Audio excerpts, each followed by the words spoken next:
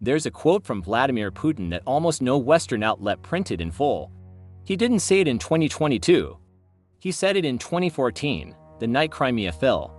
He stood in front of the Russian parliament, and he said, Russia found itself in a position it could not retreat from. Not chose. Not decided. Could not retreat from. Hold that sentence.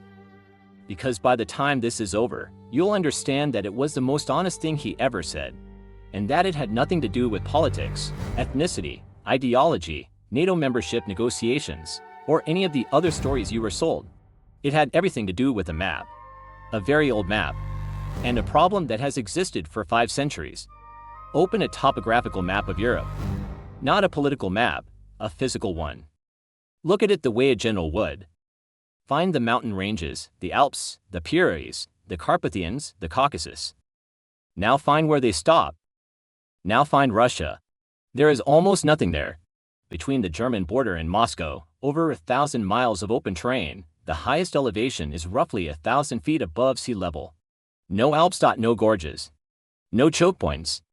Just a North European plain, flat and wide and featureless, stretching from the Atlantic coast all the way to the Ural Mountains like the world's longest open wound. And through this corridor, this single and wholly geographic coincidence, every major existential thread in Russian history has walked. The Poles, 1605. The Swedes under Charles XII, 1708. The French under Napoleon, 1812. The Germans in 1914. The Germans again in 1941, this time with 3 million men and the most mechanized army the world had ever seen. Every single time, they came from the west, and they came across the plain. This is not history. This is geography. And geography does not change. Here is the case I'm laying out before you. Russia's invasion of Ukraine in February 2022 was not born in the Kremlin's political ambitions, at least not primarily. It was born in the dirt, in the flatness of an open plain that has never protected anyone, in the cold arithmetic of strategic depth, and in a centuries-old calculation that goes like this: if you have no natural barriers, you must have land. You must have distance. You must have buffers, nations, cities, populations, positioned between you and the people who have, repeatedly, tried to kill you. The prosecution doesn't need to prove intent. Intent is obvious. What the prosecution needs to prove is the motive that never appears in newspaper headlines. That what we watched unfold in Ukraine was not a choice made in political anger, it was the grinding output of a geographic trap that has never been solved, and perhaps cannot be. Understand first what Russia is. Not the Russia of Vladimir Putin's press conferences, but the Russia of the physical world. It is the largest country on Earth, 11 time zones, 17 million square kilometers, and yet, paradoxically, it is one of the most geographically insecure nations that has ever existed. Its sheer size creates an illusion of invulnerability. That illusion has killed Russians across generations, the vast majority of Russia's population. Roughly 75%, and almost all of its economic and industrial infrastructure sits in the western one-third of the country. This western third is also the most exposed. It is the part that faces Europe. It is the part that faces the plain. It is the part where Moscow sits, and where St. Petersburg sits. Both cities close enough to the western border that an invading army with modern equipment could reach them before Russia could fully mobilize a defense. The Urals, Russia's one significant mountain range, run north to south through the interior of the country. They are entirely useless as a defensive barrier because they are entirely inside Russia by the time any invader reaches the Urals. They have already conquered European Russia. The mountains would not slow an army. They would serve as a monument to its victory. Russia's rivers, the Volga, the Don, the Ob, are massive, but they flow in the wrong directions for strategic defense, north to south, cutting across an east-west invasion route rather than blocking it. They are arteries of commerce, not wolves. And the sea. Russia's problem with the sea is almost comic in its cruelty. The world's largest country has access to multiple oceans and virtually no usable coastline. The Baltic freezes. The White Sea freezes. Vladivostok, Russia's major Pacific port, freezes for months of the year and sits so far east it is closer to Los Angeles and to Moscow. The Arctic is impassable for most of history. For 300 years, Russian leaders, from Peter the Great to Catherine the Great to Stalin, obsessed over one solution to this maritime trap: access to warm water. access to a port that doesn't freeze, access to a coastline that connects you to the world's oceans year-round. And there was only one place in Russia's entire geographic reality where that existed, the Black Sea, and on the Black Sea, there was only one port deep enough, sheltered enough, strategically positioned enough to matter, Sevastopol, in Crimea, in Ukraine. This is where it gets precise, and where you need to pay attention. The Black Sea is not merely an ocean, it connects, through the Bosphorus Strait in Turkey, to the Sea of Marmara, and from there to the Mediterranean, and from there to the Atlantic, for Russia.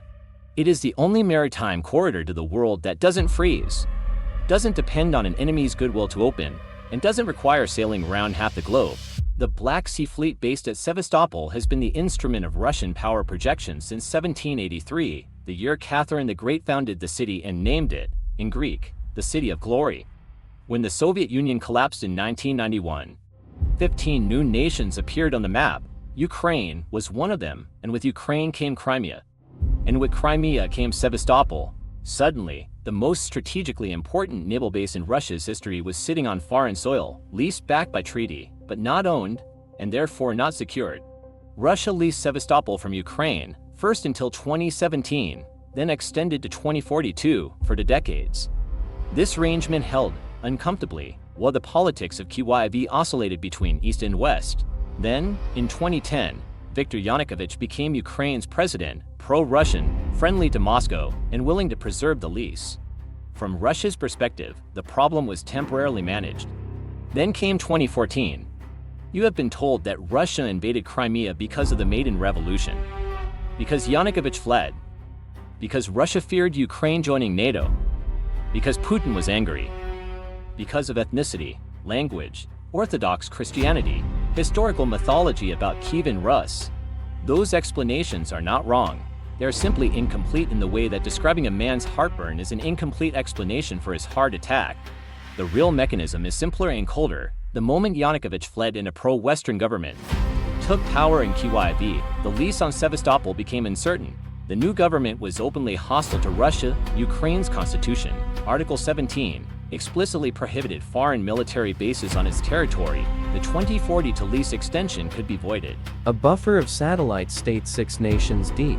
6 layers of geographic insulation between NATO and Moscow. When the Soviet Union collapsed and those states fell away when they chose democracy and then chose NATO, Russia's strategic depth evaporated almost overnight. In 1997, when Poland, Hungary, and the Czech Republic joined NATO, the alliance's eastern border moved hundreds of miles closer to Moscow. By 2004, when the Baltic states joined, NATO's nearest point to St. Petersburg was roughly 100 miles. From Moscow's perspective, the plain was naked again. Ukraine was the last major buffer remaining, a country larger than any in Western Europe, sitting directly on Russia's most vulnerable western flank, a nation whose geography means that anyone who controls it controls the primary invasion corridors into Russia. Ukraine is not a peripheral issue for Moscow. Ukraine is the issue, not because of language or culture or shared history, though those are real,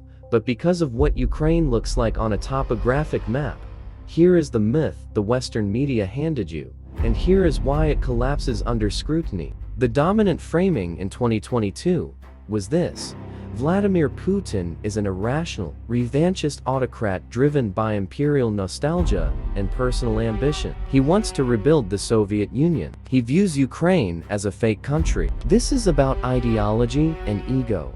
That story is not entirely false. Putin is a revanchist. He has spoken openly about his belief that the Soviet collapse was a catastrophe. He has, on multiple occasions, questioned Ukraine's legitimacy as a state. These are real things he has said and apparently believes. But here is what that framing misses. Even a completely rational actor, one with no imperial nostalgia, no ethnic mythology, no personal pride at stake, sitting in Moscow looking at a map, would have reached the same conclusion, because the geography doesn't care about the man. The geography was there before Putin, and it will be there after him. John Mearsheimer, the University of Chicago political scientist, said something in 2015 that got him vilified in polite foreign policy circles, and then largely proved correct. that NATO expansion was the taproot of the Ukraine crisis, and that the US and its allies were playing a dangerous game by pushing into what Russia perceived rightly or wrongly as its essential buffer space. Mearsheimer was not defending Putin. He was doing geography. He was saying, great powers behave predictably when their core strategic requirements are threatened. The Monroe Doctrine exists because the United States does not tolerate foreign military alliances in its near abroad. Russia's equivalent impulse is not evidence of madness. It is evidence of the same logic, applied to the same kind of map, in a different hemisphere. That doesn't make the invasion legal. It doesn't make the war just. It doesn't make the dead less dead, or the cities less destroyed. But it does mean that explaining this conflict purely through the psychology of one man is like explaining a flood by analyzing the personality of rain. The Ukrainian city of Sumy sits 25 kilometers from the Russian border. 25 kilometers. In the age of artillery, that's a targeting problem. In the age of HIMARS and precision rockets, it's a threat you can feel from your desk in the Kremlin. Kharkiv, Ukraine's second largest city, sits 40 kilometers from Russia. The distance from Kyiv to the Russian border is roughly 500 kilometers, comfortable in peacetime, uncomfortably compressed in a world of hypersonic missiles and drone swarms. This is the geographic reality that Putin articulated, however crudely, when he announced the need for a security buffer zone inside Ukrainian territory. Russian lawmakers argued it should extend into Chernihiv, Sumy, Kharkiv, Dnipropetrovsk, Mykolaiv, and Odessa, essentially a cordon sanitaire that would place all long-range Ukrainian weapon systems out of range of Russian territory. The language is aggressive. The legal status is non-existent. The territorial claim is illegitimate under every principle of international law. And yet, the underlying geographic anxiety it expresses is not invented. It is 500 years old. Look at what Russia has done consistently, across czars and commissars and presidents, whenever its geographic position has been threatened. Under Ivan the Terrible, Russia expanded aggressively west and east, not to conquer for the sake of empire, but to establish defensive buffers after the Mongol invasions had exposed the fatal vulnerability of Russia's open interior. Ivan's advisors explicitly framed expansion as a defensive necessity. The policy had a name: expansion for survival, attack to defend.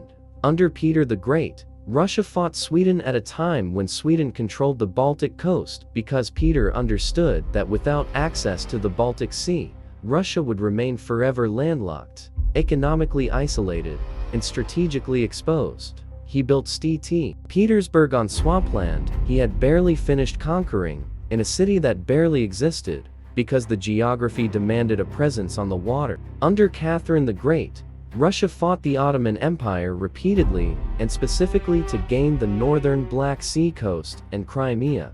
In 1783, the year Sevastopol was founded, the formal justification was protection against Ottoman aggression. The real justification was warm water, access to a port that worked. Under Stalin, when World War II ended with 27 million Soviet dead and German tanks having reached the suburbs of Moscow, the first priority was not ideology, it was buffer states. Poland, East Germany, the entirety of Eastern Europe absorbed not out of a pure desire to spread communism, but out of a visceral determination that no army would ever again reach Moscow without crossing hundreds of miles of Soviet-controlled territory first. The men changed. The system changed. The flag changed. The geography never changed. The response to the geography never changed. There is a detail about the 2022 invasion that most analyses walk past without stopping. The initial Russian assault went north directly at Kyiv from Belarus. Troops moved across the Belarusian border and drove south along the same flat terrain, the same open plain, that every invader in Russian history had used going the other direction. The attack came from Chernobyl's exclusion zone, through a radiated forest, because it was the most direct ground route to Ukraine's capital. Military analysts and intelligence services were initially baffled by this move. It was wildly overextended. The supply lines were immediately unsustainable. The Russian units that reached the Kyiv suburbs in the first weeks were isolated, undersupplied, and eventually forced to retreat. By any conventional military assessment, it was a catastrophic opening, but here is what it was not: a mistake driven by Putin's personal hubris, as the dominant Western narrative claimed. It was a decapitation attempt, a gamble that if Kyiv fell fast, if the government collapsed, if Zelensky fled, if Ukraine's command structure dissolved, the entire geographic problem could be solved in 72 hours with a compliant, neutral Ukrainian government. A Finlandized Ukraine, not a conquered one, not an absorbed one, a neutral buffer state, like Finland during the Cold War, sovereign, but not a NATO member, not a threat, not a corridor for the next Napoleon. The gamble failed. Zelensky stayed. The government held. The army resisted. And the war became the thing Russia's history had always warned against: a grinding, costly, attritional conflict on the open plain, where strategic depth eventually works against the attacker. The irony is almost unbearable. Russia, trying to restore its buffer, got tangled in exactly the kind of war that the buffer was supposed to prevent. What remains? 4 years into the conflict, Russia controls roughly 20% of Ukraine's territory. It holds Crimea. It holds a land corridor to Crimea through occupied eastern and southern Ukraine. It holds the Azov Sea coast. It has achieved, in blood and treasure, the geographic minimum it believed it needed. But the cost has been staggering. Conservative estimates put Russian military casualties in the hundreds of thousands. The sanctions regime has restructured Russia's economy. The invasion accomplished the single thing Russia most feared: Finland and Sweden, neutral for decades, joined NATO. NATO's eastern flank is now longer and more fortified than it was in 2021. The very buffer Russia tried to establish has, in strategic terms, produced a narrower gap between Russian territory and a fully activated Western military alliance. The geography remains unchanged. The problem remains unsolved. The plain is still there. The invasion corridors are still there. Whoever controls Ukraine still controls the primary Western approaches into Russia's heartland. Russia has not solved its geographic dilemma, it has deepened it, at enormous cost, against an adversary that has now been armed, trained, and politically unified in ways that would have seemed impossible in 2021. This is what happens when geographic logic drives policy without sufficient reckoning with the agency of the people living on that geography. Ukrainians are not terrain. They are not buffer material. They did not consent to be a sacrifice on Russia's strategic altar, and that fact, the fact that the people on the map refuse to behave like the map, is the variable that every previous Russian strategic calculation failed to fully account for. Tim Marshall, in Prisoners of Geography, recorded something that functions now less as a geopolitical observation and more as an epitaph for the entire disaster. He imagined Putin lying awake at night, praying, "Why didn't you put some mountains in Ukraine?" That line lands differently now. Because Putin's problem, Russia's problem, is not that Ukraine joined NATO. Ukraine never joined NATO. Russia's problem is not Western aggression. Western armies have not marched east in living memory. Russia's problem is not the politics of this particular era, or this particular man, or this particular war. Russia's problem is the same problem it has always had. It is sitting on the most indefensible terrain on Earth, surrounded by a history of catastrophic invasion, with its most important population and industry clustered in the part of the country closest to its enemies, and no mountains anywhere useful. That problem precedes the Tsar. It precedes the Commissar. It precedes the President. It will outlast this war.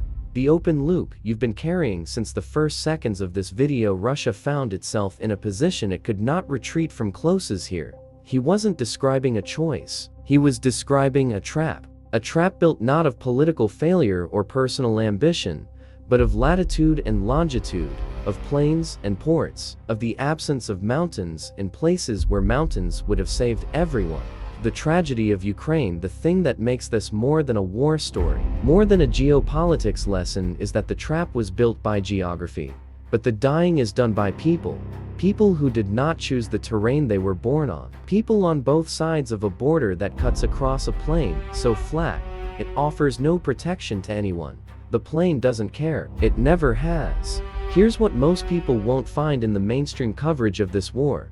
the full scope of what Russia considered its irreducible geographic minimum, and what that means for every nation that sits along the North European plain, from Warsaw to Tallinn to Riga. If Russia believes geography forced it to absorb Ukraine as a buffer, what does that logic demand next? What does it demand of a Poland that now hosts NATO troops? What does it demand of a Lithuania that sits between Belarus and the Russian territory of Kaliningrad, creating a corridor so narrow and so strategically sensitive that NATO war planners call it the Suwalki Gap, the single most dangerous choke point in Europe? 64 miles of exposed land that separates Russian-allied Belarus from Russian sovereign territory. The geography of Ukraine was never just about Ukraine. It is the first chapter of a problem that has no last chapter. If you've never heard this version of the story, you probably won't find it anywhere else. Stay close.